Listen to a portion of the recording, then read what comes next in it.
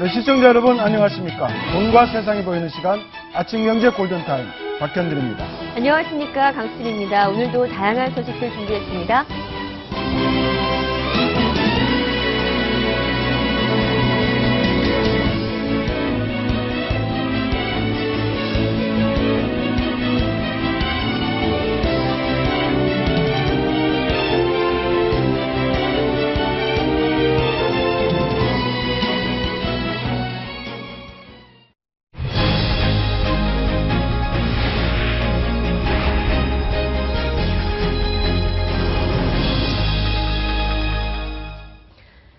아침경제 골든타임 곽수정 경제학 박사, 정철진 경제 칼럼니스트, 강훈식 동국대학교 겸임교수 그리고 김태현 변호사 네 분과 함께합니다. 어서 오세요. 어서 오십시오. 네, 은행하면 떠오르는 게 바로 통장과 이자인데요. 통장도 사라지고 통장에 쌓이는 이자까지 사라지고 있습니다. 앞으로 은행 갈 일 점점 없어질 것 같습니다. 네. 어떻습니까? 일단 통장은 사라집니다. 몇 년 만에 사라지는 거예요? 이게 거의 127년 만에 사라지는 네. 건데요. 어제 금융감독원 발표에 따르면은 2017년 9월부터 네. 이 종이 통장을 원칙적으로 발급하지 않겠다 이렇게 밝혔습니다. 앞으로 2년 뒤네요, 그죠? 그렇습니다. 2년 뒤고요. 물론 이제 60세 이상 어르신이나 나는 꼭 종이 통장이 있어야 한다 이렇게 주장을 하면 예외적으로는 발급을 하지만 원칙적으로는 이제 종이 통장은 역사의 뒤안길로 사라지게 되는 겁니다. 네, 왜 이렇게 종이 통장을 없애는 건 비용 때문에 그렇습니까? 그렇습니다. 어제 금융감독원이 크게 두 가지 이유 밝혔는데요. 네. 비용이 꽤 든다. 그래서 작년 제일금융권 시중은행에서 이 통장 재발급하는 데만 60억 이상 들었고 평균적으로 지금 나오는 저 통장 있지 않습니까? 네. 하나 관리하는데 연 5,000원에서 뭐 여러 번 바꾸시는 분들은 거의 한 13,000원 뭐 이상씩 든다.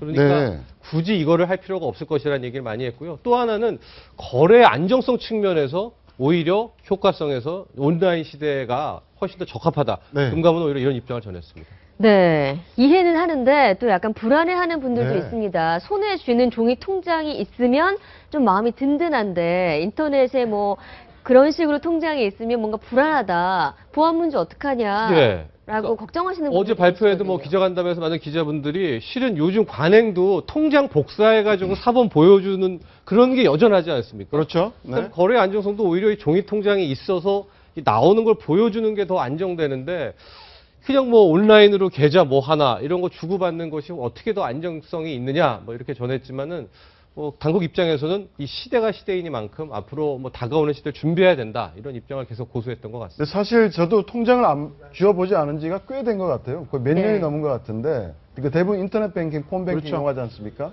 요새 저도 뭐 은행 가면은 네. 큰 돈을 찾더라도 그냥 체크카드를 주면 그저 통장으로 그냥 출금을 하고 있는데요. 그렇지만 옛날에 우리가 이 온라인 시대가 시작이 될 때 과연 신문이 존재할까 이런 걱정을 많이 했거든요. 네네. 근데 지금까지도 신문이 존재하고 있지 않습니까? 그래서 연세가 드신 분들 같은 경우에는 아직까지 저런 온라인을 이용한 무통장 또 스마트폰을 이용한 무통장 을 이용하시는 게 상당히 불편하실 거기 때문에 당분간은 2017년 9월부터는 없어진다고 하지만 그 반대론도 만만치 않은 것 같습니다. 물론 은행 측면에서 보면 비용이 뭐 500원짜리, 300원짜리 원가 되는 것을 관리하려 그러면은 5천원, 만원까지 든다라고 이야기는 하고 있지만 과연 한 5천만 이상의 구자가 되고 있는 거의 한 2배 된 구자를 갖다가 지금 무통장으로 가지고 있거든요. 네. 이런 계좌를 갖다가 일시에 2017년부터 없앤다고 하는 게 얼마나 실효성이 있을지는 좀 의문인 것 같습니다. 대포 통장도 사라지는 겁니까? 네. 2년 뒤에? 네, 그렇습니다. 겸사겸사 같이 한다는 건데 실은 이목적도 컸던 것 같습니다. 지금 보니까 장기 미사용 계좌, 장기 네. 미사용 통장이 휴면 있는데 계좌. 예, 이게 거의 한 7천만 개 정도 된다고. 아, 그렇군요. 이게 거의 대부분 대포 통장으로 이용이 되니까 이번에 네. 종이 통장을 없애면서 거의 내년 상반기까지 이 장기 미사용 계좌, 거래 계좌도 싹 다 지워버리겠다. 네. 그런 어떤 대포 통장에 대한 대포 통장 범죄를 위한 하나의 이 처방도 같이 내리게 됩니다. 네, 은행에서는 종이 통장 없애는 대신에 이자를 조금 더 챙겨준다라고 네. 이야기를 하고 있습니다. 하지만 요즘에 예적금 금리가 사상 최저로 떨어졌기 때문에 챙겨줘 봐야 얼마 되겠냐라는 얘기도 있어요. 1%뭐 진입했다는 보도가 예. 나왔죠. 예, 저도 네. 깜짝 놀랐는데요. 앞서 이제 통장 사라지고 이자도 사라진다고 했는데 지난주까지만 해도 시중 이제 지금 저축성 예금금리 나오고 있는 건데요. 저건 1.65까지 떨어졌고 정기 적금이 지난주까지만 해도 2.01%였거든요. 네. 근데 이번 주 들어서는 1.94%.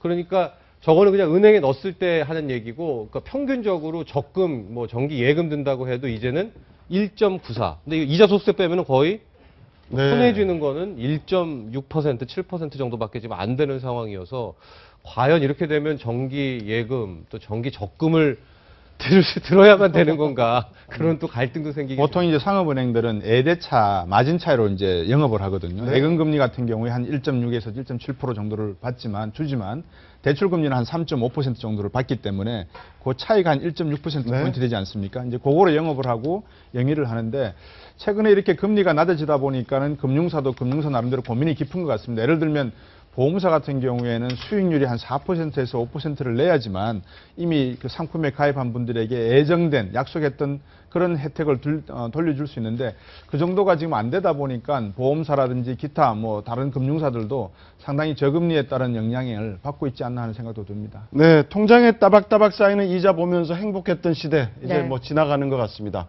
다음 주제 넘어가겠습니다. 롯데그룹의 장남 신동주 전 부회장이 주도한 형제의 난. 일단 동생이 승기를 잡았지만 네. 불씨는 완전히 꺼지지 않았습니다. 반격을 위해 어젯밤 입국한 신동주 전 부회장 모습부터 보겠습니다. 이번 이사회 결과 인정하면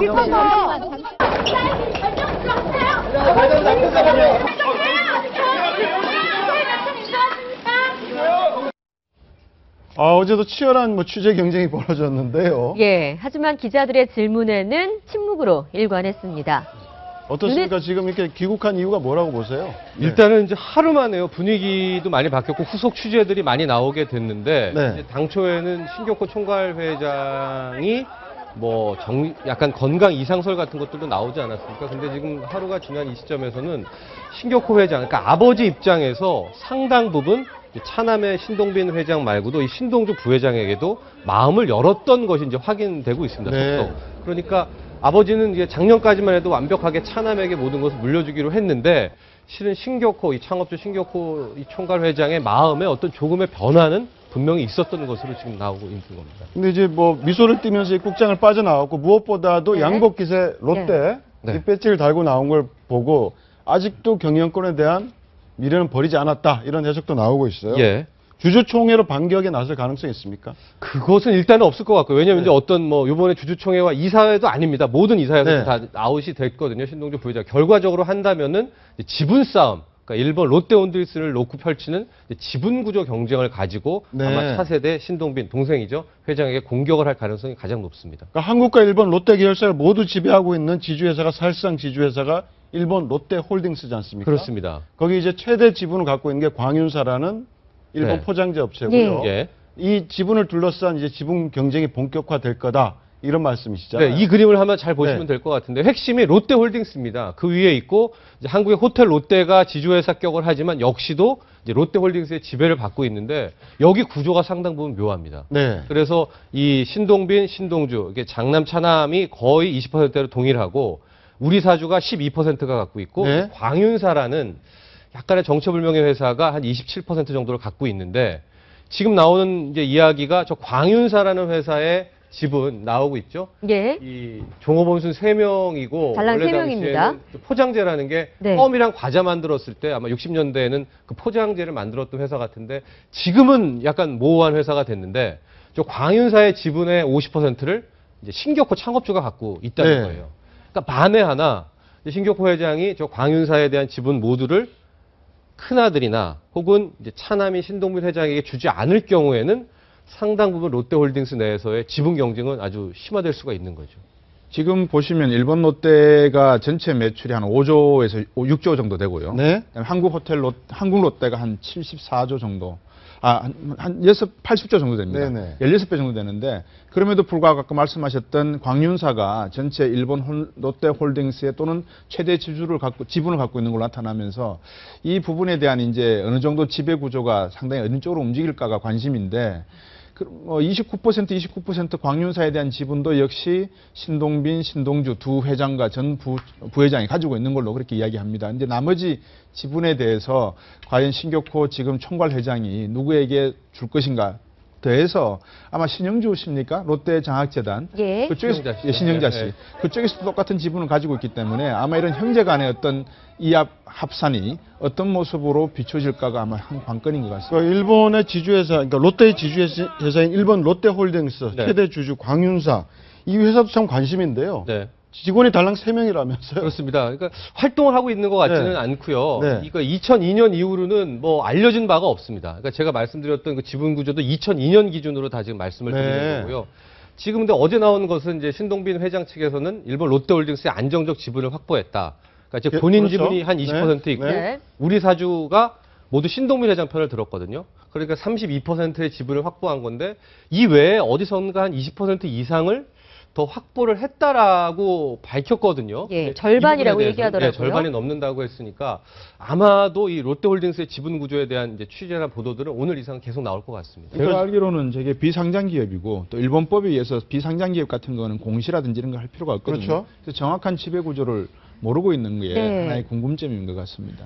그러니까 실적으로 나오는 보도는 이 광윤사를 제외하더라도 네. 신동빈 회장이 안정적인 지분 50%를 우호 지분 50%를 확보하고 이상을 있다. 확보했다라고 어제 이게 일본 발표를 했죠. 이제 일본 롯데 고위 관계자 측 네. 얘기죠. 네, 그렇습니다.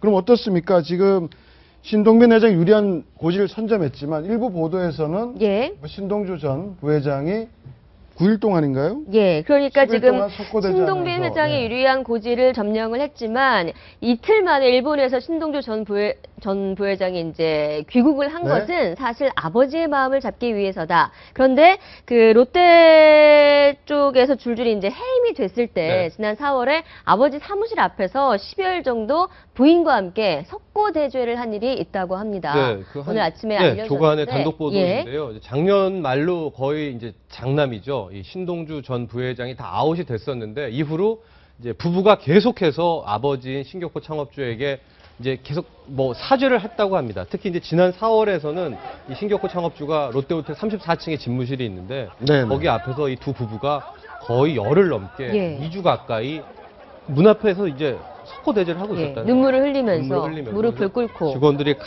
가세요에도 계속 그 자리에 있었는데 거의 한 열흘 만에 문이 열려가지고 이제 아버지가 이제 극적으로 다시 장남을 받아들이고 네. 그동안에 이제 장남에 대한 실망감이 굉장히 컸었던 거죠. 왜냐면은 장남에게는 일본 롯데를 맡기고 이제 차남에게는 한국 롯데를 맡겨서 좀 잘했으면 좋겠다라고 했는데 일본 롯데 실적이 너무 안 좋으니까. 너무 안 좋고 네. 이 믿음을 부양을 못하니까 거기에 대한 화도 굉장히 났을 겁니다. 아마 장남에 대한. 근데 그 4월에 석고대죄 이후에 다시 한번 장남에게 마음을 열었다. 그래서 어젯밤 분위기로는 뭐 신격호 회장이 뭐 건강 이상 이런 것 때문이 아니라 실은 상당 부분 또 이 장남에 대한 이 사랑과 애정이 아직도 남아 있더라. 네. 이런 보도가 많이 나왔어요. 그 신동주 전 부회장은 한국으로 돌아와서 네. 또 부친 또 한번 또 설득을 다시 할 것 같고요. 예. 신동빈 회장은 지금 일본에 계속 남아 있지 않습니까? 오늘 한번 오지 않을까 싶습니다. 예. 그러니까 결국 좀 늦게 오는 건 일본 주주를 조금 더 설득해놓고 그렇죠. 다져놓고 예. 오자는 그런 취지입니까? 예, 아마 롯데홀딩스도 어제부터 계속 나오는데 어떻게든 지분 구조도 확실히 하고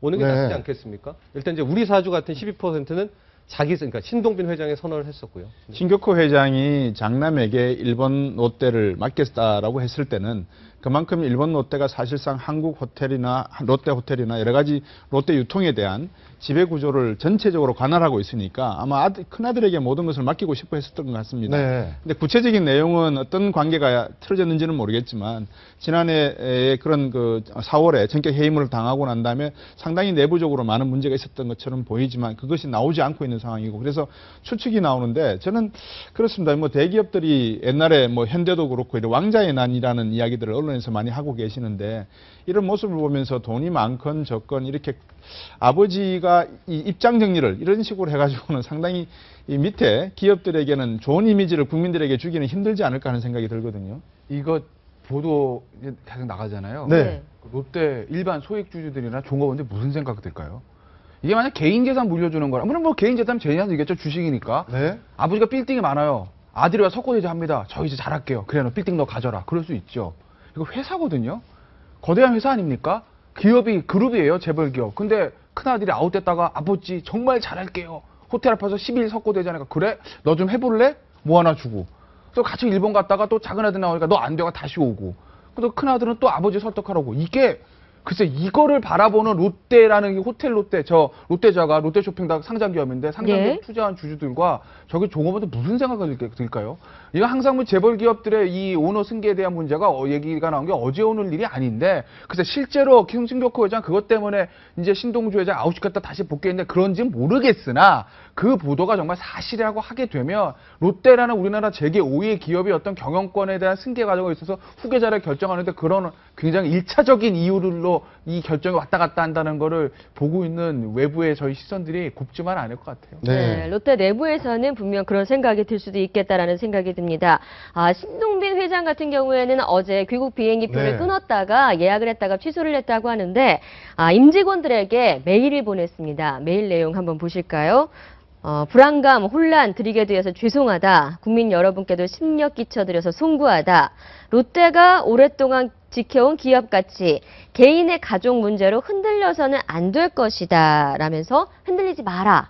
라는 메시지를 전했습니다. 네, 저기에서 핵심적인 본인이 하고 싶었던 이야기는 오랫동안 지켜온 기업 가치인 것 같습니다. 이게 무슨 네. 말이냐면 예. 본인이 처음에 한국 롯데를 맡아갖고 신동민 회장이 한국 롯데를 맡아갖고 할 때 한국 롯데가 훨씬 자갈밭이었다는 거 아닙니까? 네. 88년도에 실제로는 그랬는데 지금은 연매출 83조와 또 일본 롯데는 5조가 되어버린, 즉 기업의 가치를 만들어 온 사람한테 밀어달라. 그러니까 실제로도 보면 신동빈 회장과 신동주 회장 사이에서 지분관계가 굉장히 비슷하고 또 신명자라고 하는 누님까지도 신명자? 예, 그 신명자. 신동주 회장을 밀어주고 있는 와중에 또 신격 회장까지 같이 갔음에도 불구하고 이 란이 하루 만에 수습이 됐던 건 여기 우리 사주에 있는 분들이 대거 신동민 회장이 지금까지 만들어온 가치에 대해서 인정해줬다라는 후문들이 네. 많거든요. 네. 그래서 네. 결국은 그런 것들이 좀 반영된 것 아니냐. 즉 기업 가치를 키워온 사람들에게 기회를 줘야 되는 거 아니냐. 이런 메시지를 담고 싶었던 것 아닌가. 근데 개미 말씀하시죠. 근데 롯데의 기업 가치가 어떤 것인지는 잘 모르겠습니다. 뭐 사운이라고 있겠죠.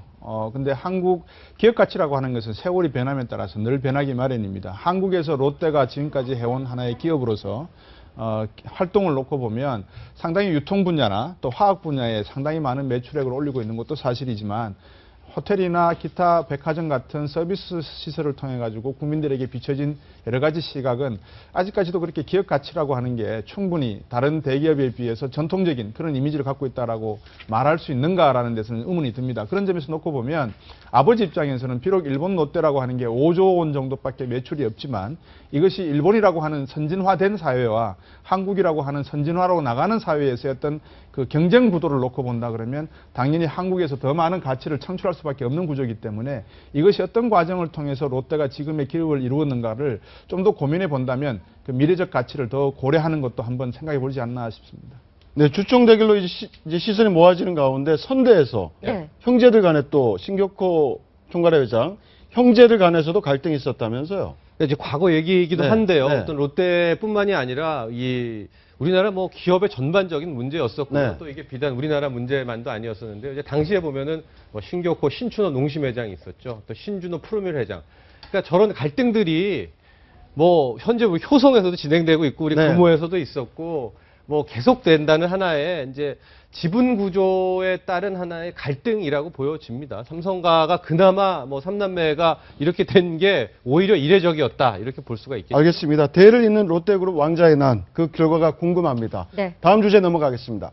환경을 지키는 일이 어렵지만 꼭 해야 할 일이 있습니다. 까다로워진 서울시의 재활용 규정, 숨어있는 경제 이것만 해서 오늘 정리해드립니다.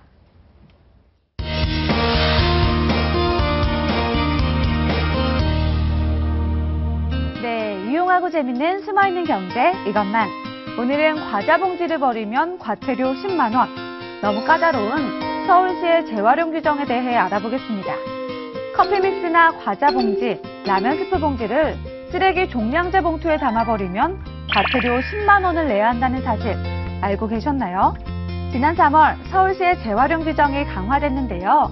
일단 우리가 자주 먹는 커피 믹스, 과자 봉지나 빵 봉지, 라면 스프 봉지, 그리고 일회용 비닐봉투 등은 비닐이기 때문에 따로 분리수거를 하지 않고 종량제 봉투 안에 그냥 버릴 경우 과태료를 내야 합니다. 반면에 과일을 먹고 난 후에 생기는 과일씨나 깨진 그릇 등은 종량제 봉투에 담아서 버려야 하는데요. 냄새가 나지 않게 하기 위해 또 손을 다치지 않기 위해 종이나 비닐로 감싸서 버리면 현행 재활용 규정에 어긋나는 것이 돼서 과태료 대상이 됩니다. 심지어 같은 서울 안에서도 지역구에 따라 이 규정을 엄격하게 적용하는 곳이 있고 또 아닌 곳이 있다고 하니까요. 더 헷갈리고 난감하기 그지없는데요. 정확한 기준이라도 빨리 생겼으면 좋겠습니다. 그럼 숨어있는 경제 이것만, 다음 시간에는 더 유익한 정보 가지고 돌아오겠습니다.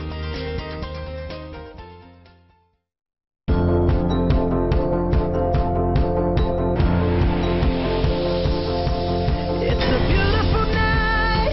We're looking for something dumb to do. Hey baby, I think I wanna marry you. 여기 붙어라, 모두 모여라. We gon' party like 리리리라라라. 내 거야, 내 거 아닌 내 거잖아. 진짜가 나타났다. 네, 누가 진짜인지 구분이 가십니까? 가수 싸이, 배우 김수현, 피겨 여왕 김연아, 지금 신혼여행 중인 배용준까지 네. 우리나라 대표 스타들의 밀랍 인형이 공개됩니다. 이 밀랍 인형 박물관, 아무 나라나 문을 열 수 있는 게 또 아니라면서요? 네. 한국에 이제 문을 열었는데 세계에서 몇 번째입니까? 이게 지금 4번째라고 지금 나오고 있는데 어떻습니까? 지금 구분이 가시나요? 굉장히? 되게 아주 밀랍 인형이 특이하고 저 헐리우드에서 가도요 마담 투쏘라고 있지 않습니까? 네. 그게 하나의 관광지로서도 개발이 많이 되고 있는데 요번에 저는 우리도 일종의 밀랍 박물관 같은 형태로 좀 돼서 요즘 관광에 대한 뭐 면세점뿐만이 아니라 올인을 하고 있는데 또 하나의 좀 빅히트 되는 그런 상품으로 커졌으면 좋겠다. 네, 바로 그레뱅 뮤지엄이 네. 우리나라 서울에서 바로 오늘 개관을 하는 건데요. 네. 맨 처음에 파리에서 시작을 했고 그 이후에 캐나다 몬트리올, 체코 프라하를 거쳐서 아시아에서는 최초로 서울이 선택이 됐다고 합니다. 한류의 중심지로 키우고 싶다라고 지금 그레뱅 뮤지엄 관장이 지금 얘기를 하고 있는데 한국 인형만 100개 중에 지금 80개 중에 30개에 달한다고 해요. 아, 근데 잘 된대요, 저기? 굉장히 잘한다고 하는데요. 다른 나라에서 또 지금 아니, 좀 궁금해서. 아니, 왜냐면, 네. 아니, 예. 저는 지금 뭐, 저 잘 됐으면 좋겠는데, 열었으니까. 근데 제 눈에는, 뭐랄까, 차이가 있어 보여요. 좀 덜 닮았다. 그거 왜 그러냐면, 이게 예. 단순히, 왜냐면 예전에는 스타들의 얼굴을 볼기 자체가 흔하지가 않거든요. 네. 근데 지금 텔레비 틀면 나옵니다. TV 네. 틀고 나오기 때문에 어차피 실물을 못 볼 바에야 화면이냐 밀랍 인형이냐 뭐가 이제 차이가 있을까라는 전 생각 하나 들고 뭘까? 영혼이 없다고 그럴까요? 지금 이제 화면에 밀랍 인형들 딱 나오는데 지금 크리스티아노 호나우두도 나오고 지금 얼마 전에 지금 밀랍에 나오지 않았습니까? 예, 지금 배용준 씨 네. 나오고 있죠. 얼핏 보면 저 안경이랑 좀 비슷한데 뭐 인형의 한계겠지 뭔가 영혼이 없어 보여가지고 정말 제가 윤사마의 팬인 일본인 여자 관광객이라면 와서 보면 좀 더 실망할 것 같은 차라리 근데 웃고 있는 그 동영상이랑 화면이 낫지 뭔가 좀 비어있는 듯한 모습이 들어서 김태현 변호사의 이런 반응과 달리, 이게 지금 130여 년 동안 문을 열었는데 전 세계에서 6천만 명의 관람객이 다녀갔다고 그러니까 합니다. 예전에는요 예. 스타들의 얼굴을 볼 수 기회가 없잖아요. 시대가 바뀌었다. 시대가 바뀌었죠. 아니 불과 한 20년 전만 해도 왜냐면 좋아하는 여자 가수 하나 있으면 그거 볼 기회가 없거든요. 저도 이제 중학교 때 그 여자 가수 보려고 맨날 가요 톱10 봤는데 가요 톱10 안 보면 볼 수가 없잖아요. 근데 지금은 틀면 나옵니다. 틀면.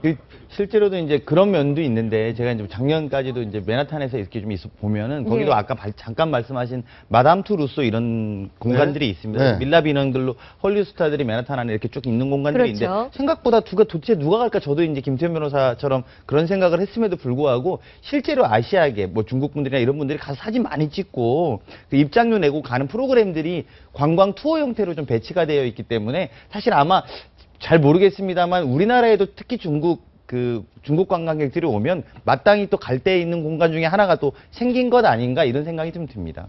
네, 알겠습니다. 방학 맞은 자녀들과 함께 다녀오시면 또 좋은 추억도 될 수 있을 것 같습니다. 다음 네. 주제로 넘어가겠습니다. 네, 오랫동안 기다린 사랑이 서로에게 잊혀지지 않은 하나의 꽃이 되고 싶다던 배용준, 박수진 씨.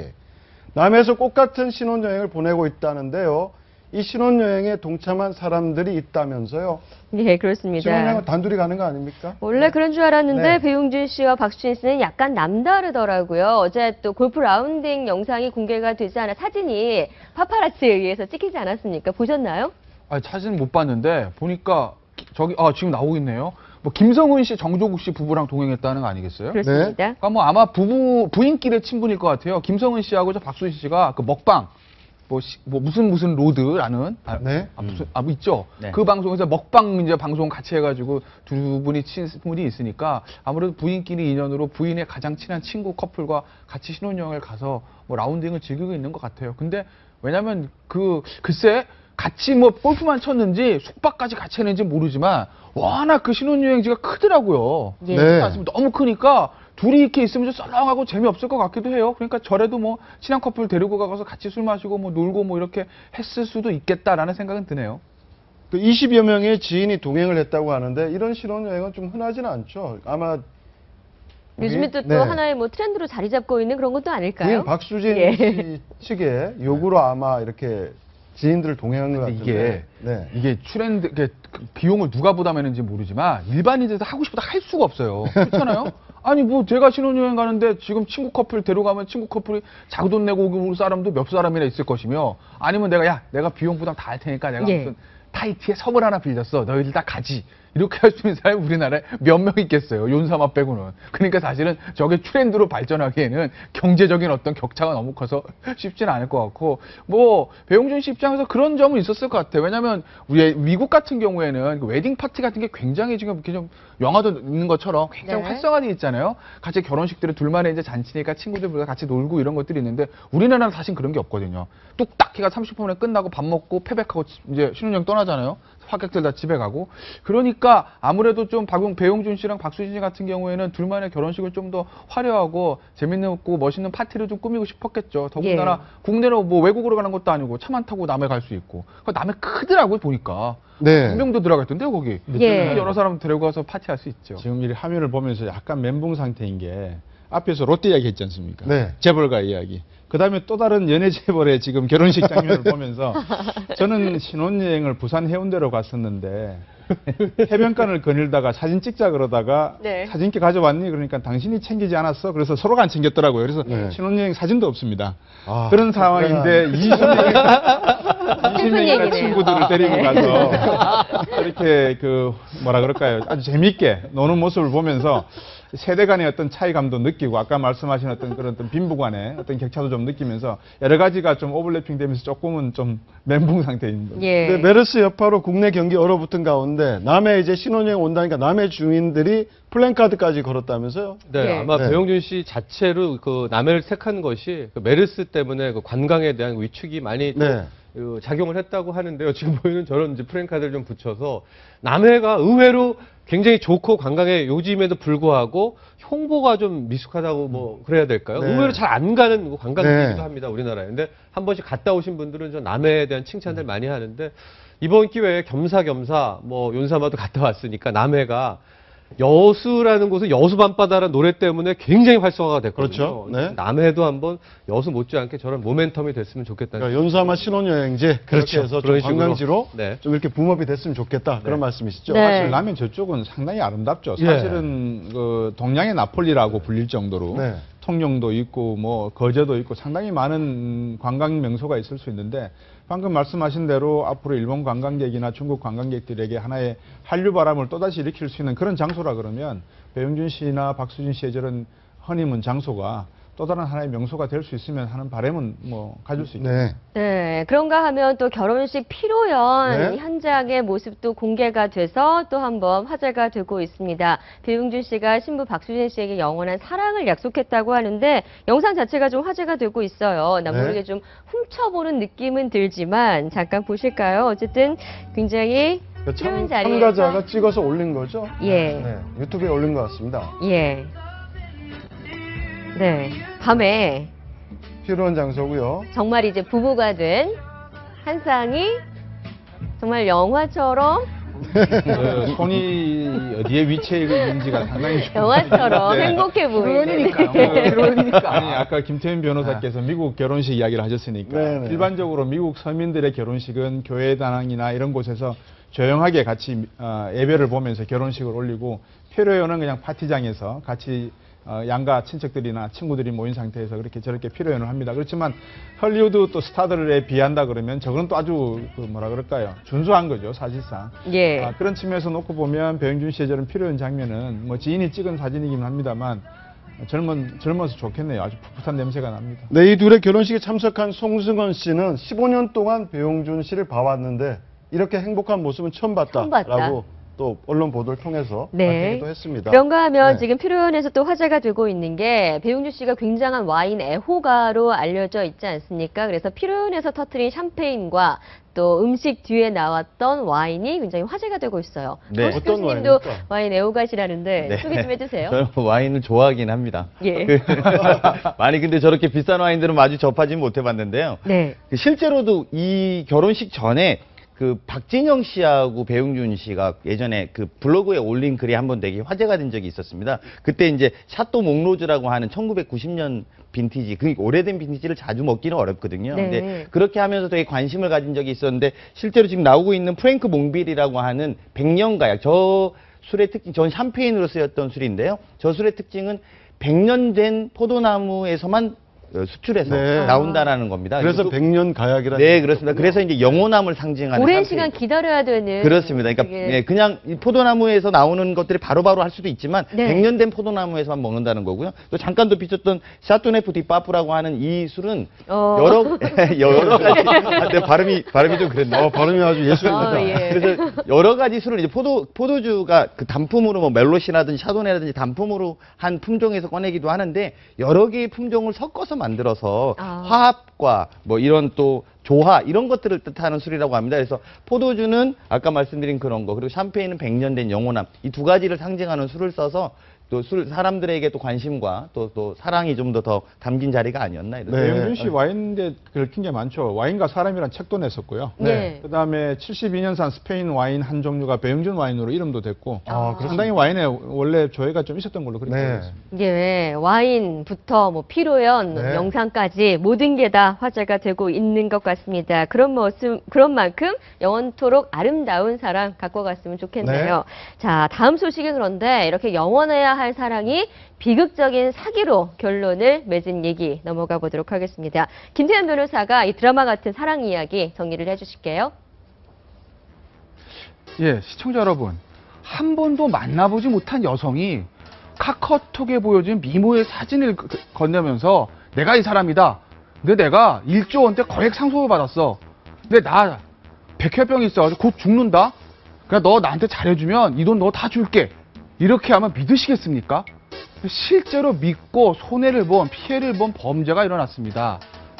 자, 이 미모 여성을 사칭한 A씨, 통신회사 콜센터 직원입니다. 그러니까 평소에 그 통신회사 영업직 직원 B씨를 마음에 두고 있었습니다. 어떻게 할까 고민을 하다가 카카오톡에 인터넷에서 다운받은 미모 여성의 사진을 올립니다. 그러면서 카카오톡으로 접근을 하는 것이죠.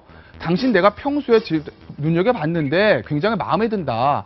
나는 1조 원대 거액 상속녀다. 그래서 내가 뇌진화를 앓고 있어서 곧 죽는다. 나한테 잘해주면, 그리고 나한테 잘 만나면 이 돈을 내가 죽고 난 다음 다 주겠다. 이렇게 얘기를 합니다. 그리고 데이트를 시작을 했는데 실제로 만난 적 한 번도 없죠. 카카오톡 메시지, 문자 메시지, 전화 이런 것들로만 대화를 합니다. 그리고 나서는 이런 얘기를 또 합니다. 자, 내가 지금 곧 상속 문제 처리도 해야 되고 그리고 집도 구해야 되는데 나를 좀 도와달라. 내 친구 중에 국세청 다니는 사람이 있는데 이 사람을 보낼 테니까 이 사람과 같이 일을 좀 잘 처리해달라. 이렇게 얘기를 합니다. 그리고 본인이 그 친구인 국세청 직원인 것처럼 가장을 해서 피해자 B씨를 만납니다. 여기까지는 별 문제가 없었죠. 그런데 드디어 이제 본색이 드러나기 시작하는 겁니다. 이 상속재산 처리 문제로 친족들과 그 소송 문제가 걸려 있는데 내 계좌가 전부 다 동결돼서 돈이 없다. 그러니까 돈 좀 빌려다오. 이렇게 얘기를 하는 겁니다. 그래서 피해자 B씨 체크카드를 빌려줬죠. 몇 개월 동안 이 피고인 A씨 신나게 썼습니다. 한 4천만 원 정도를 사용을 했습니다. 한 10개월 정도 이렇게 지내다 보니까 피해자 B씨 이상한 생각이 드는 겁니다. 아, 뭔가 당한 것 같은데? 이렇게 하고 일방적으로 연락을 끊고 말죠.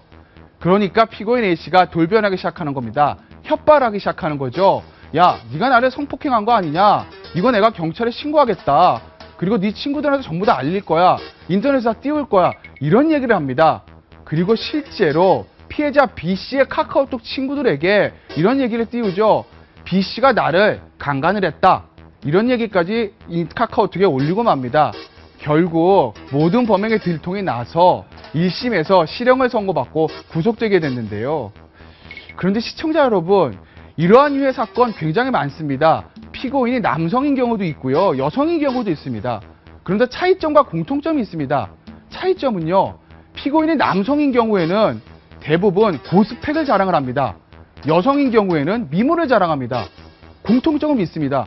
둘 다 최고의 경제력을 가지고 있다고 거짓말하는 겁니다. 글쎄, 이러는 범죄가 굉장히 많아지는데 그 외모, 돈, 스펙 이렇게 외형적인 것에 따라서 사랑이 움직여지는 이러한 우리 사회의 씁쓸한 자화상을 보여주는 것이 아닐까 이런 생각이 듭니다. 지금까지 김태현의 사건 브리핑이었습니다. 네, 김태현 변호사의 친절한 브리핑 전해 들으셨는데요. 네. 어떻습니까? 여기 나오신 우리 패널분들. 과연 이런 상황이 닥친다면? 저는 솔깃할까요? 한번 반대의 경우를 당한 적이 있습니다. 예를 들면 제가 프로그램을 진행할 때 제 팬이라 그러면서 여성분이 네. 저한테 전화를 하셔서 50만 원이 없어서 애 교복을 해주지 못한다. 그래서 50만 원만 좀 빌려줄 수 있겠느냐라고 전화를 저한테 했더라고요. 네. 제가 이거는 뭐 사기가 분명하니까 전화를 끊어버렸습니다.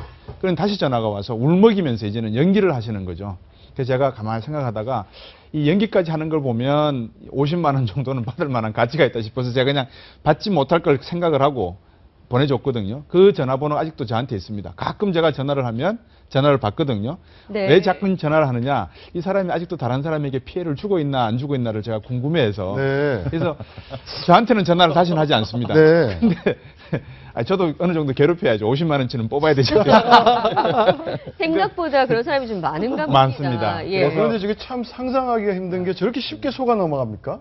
아, 근데 이게 하나 난 곧 이제 시한부 네. 인생이고 재산이 재산은 굉장히 많은데 많다. 네. 나한테 잘해주면 이거 상속해주겠다. 주겠다. 예. 아, 그리고 보여준 것도 있어요. 제가 브리핑 때가 말씀 안 들었는데 통장 이제 1,000억 찍힌 통장을 보여줬다는 네. 거예요. 1,000억 찍힌 예, 통장을 인터넷에서 보여줬다고요? 다운받아가지고. 계좌 잔액 내역. 네, 잔액. 아, 근데 요새 무슨 뭐 학위증도 다 위조하는데 그거 위조 못 하겠어요. 인터넷에서 돈만 주면 다 위조를 해줄 텐데. 그러니까 그거를 이제 보여주고 이렇게 해가지고 본인을 믿게 만든 건데 글쎄 이게 피해자 그러니까 4천만 원 정도 피해 받잖아요. 근데 한 그 반 정도 2천만 원 정도 공탁을 해서 이제 받았으니까 실제로 2천만 원 손해가 남은 건데 근데 이 사건뿐만 아니라 대부분의 사건들 보면 그래요. 아까 제가 말씀드렸잖아요. 남자는 고스펙, 그다음 여자는 외모. 그리고 둘 다 경제력이 있는 것처럼 가장을 합니다. 그러니까 그거를 보고 홀딱 속아 넘어가는 건데 우리가 한번 냉정하게 생각할 필요가 있을 것 같아요. 이제 판결문이 나오고 있죠. 네. 신기루 같은 상속녀 징역 10개월 선고했고요.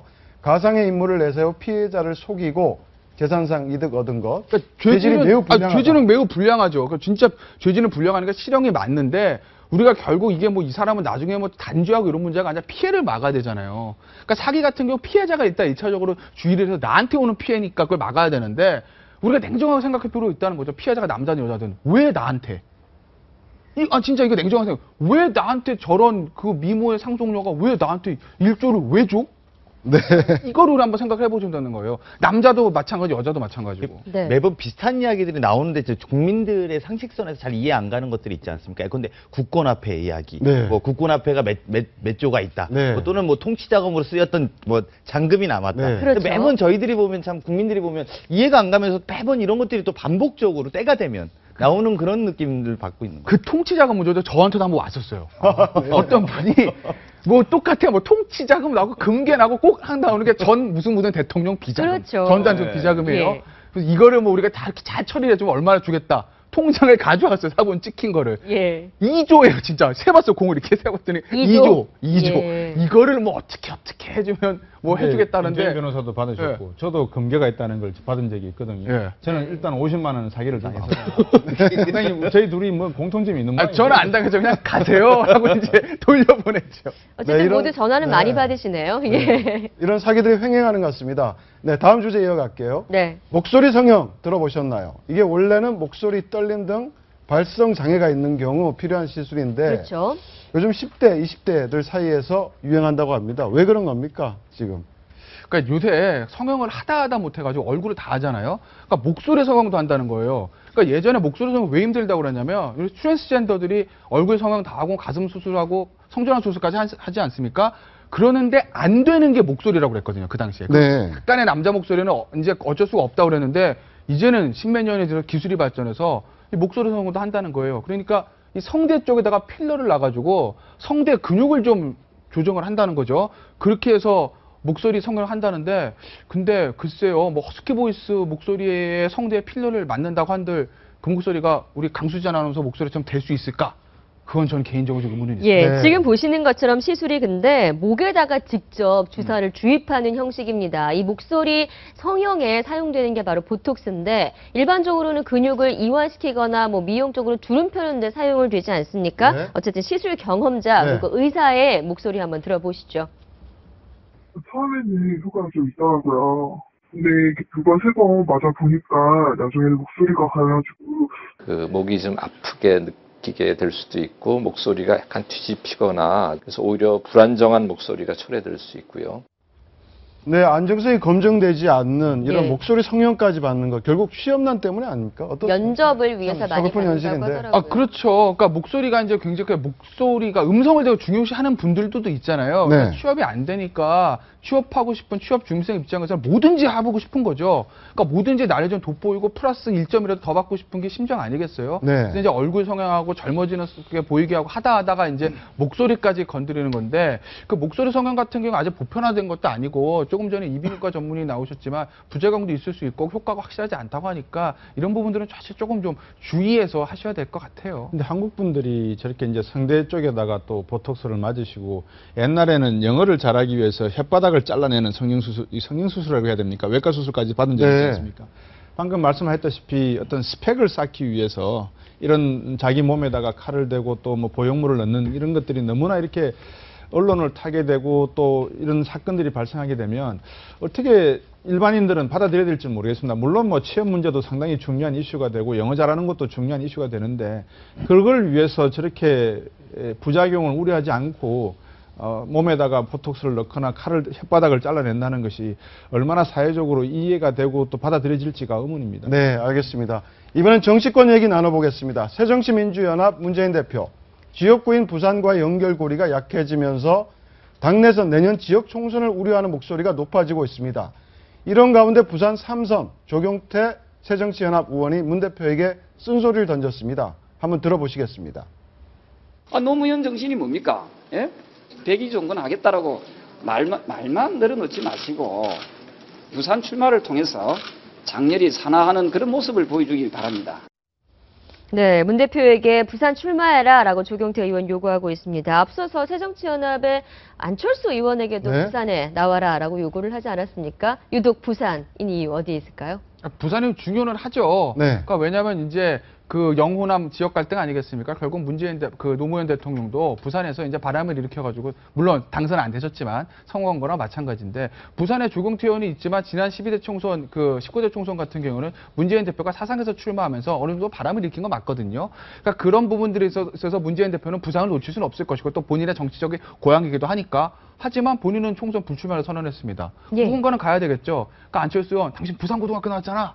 그러니까 내려가. 라고 얘기를 하는 건데 글쎄 그 부분에 대해서의 뭐 여러 가지 긍정적인 시각, 부정적인 시각도 있지만 저는 글쎄 문재인 대표가 어떻게 보면 사실 좀 떳떳하지 못하다고 해야 되나? 그러니까 총선 불출마라는 게 대부분 본인의 기득권을 이제 내려놓겠다 그런 의미거든요.